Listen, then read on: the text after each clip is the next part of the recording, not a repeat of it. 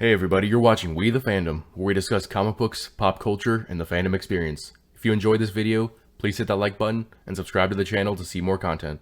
How's it going everybody? Jacob here at We the Fandom. This is my first reaction video to Black Widow, which I just got back from. I got to see it in theaters for the hefty price of $18, and that was just for a single seat. So either Disney or the movie theater itself are really trying to make their money back. Now, the movie itself was really good, except for one thing. Unfortunately, it wasn't a little thing, so I couldn't just ignore it and go on with the movie. But except for that one thing, I would give the movie a 6 out of 10, maybe even a 7 out of 10. It was a really fun movie, the action scenes were really cool, and it was just cool to see a Marvel movie again after, like 2 years? Coming into this movie, I'd never been much of a Black Widow fan. You know, she's always just kind of been there, much like Hawkeye. So watching this movie, to me, it was kind of your run-of-the-mill Black Widow action and spy thriller type stuff. I liked Yelena Belova. I assume she will be taking up the mantle of Black Widow in the future since Natasha died in Avengers Endgame. Rachel Weisz's character, Melina, was a little bland. In a way, she wasn't that important. Like, she was important to an aspect of the plot in that she was the mother figure of Natasha's fake family. But in terms of the overall plot, she almost didn't need to be there, which you'll probably see what I mean once you see the movie yourselves. Red Guardian was great. I know we just had a bunch of super soldiers in The Falcon and the Winter Soldier, but it was still cool seeing him fight, and he was easily the funniest character in the movie. Honestly, I'd watch a movie just about him. The main villain, Dreykov, was pretty one-dimensional, which is kind of run-of-the-mill for Marvel movies. He was like an old-school Bond villain, trying to control the world from the shadows, but I would say the actor, Ray Winstone, still did a good job playing him. Speaking of which, and this isn't my big problem with the movie, but the plot was a little pantomime. What I mean by that is, more than any Marvel movie, you knew how it was going to play out from beginning to end. There wasn't many surprises. Especially at the end, which I won't spoil, but the end, you can tell it's meant to feel immensely satisfying, and I'm sure that a lot of Black Widow fans will feel that way, but knowing that she died in Endgame, this whole movie just feels weird. I mean, supposedly there have been masses of rabid Black Widow fans waiting for her to get her own movie, but the timing just feels off in a way that makes the whole movie almost seem pointless. Now for my big gripe with the movie, that being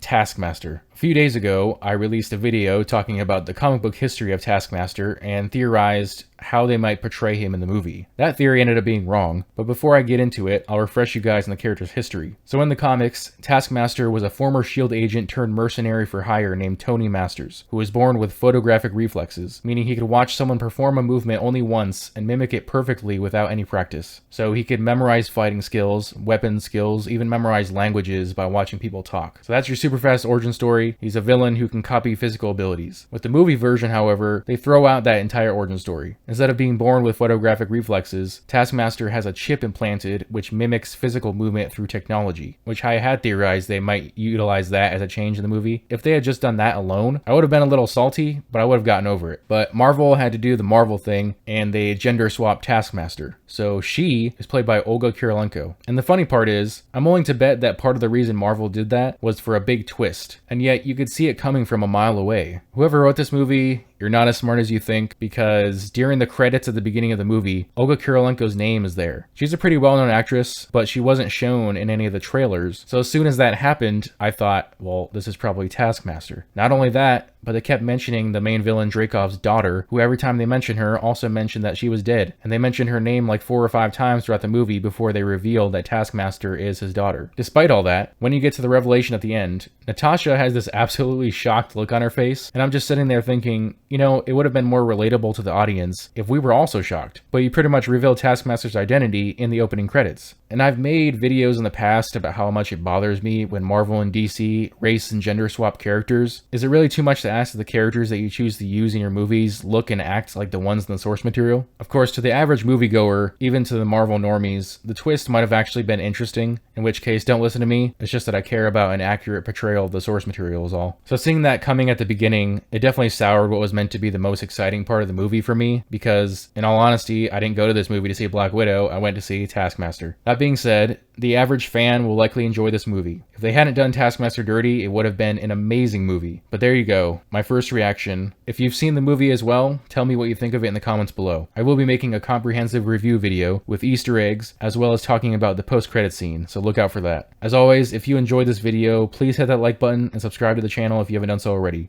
I'll see you all in the next video. Bye.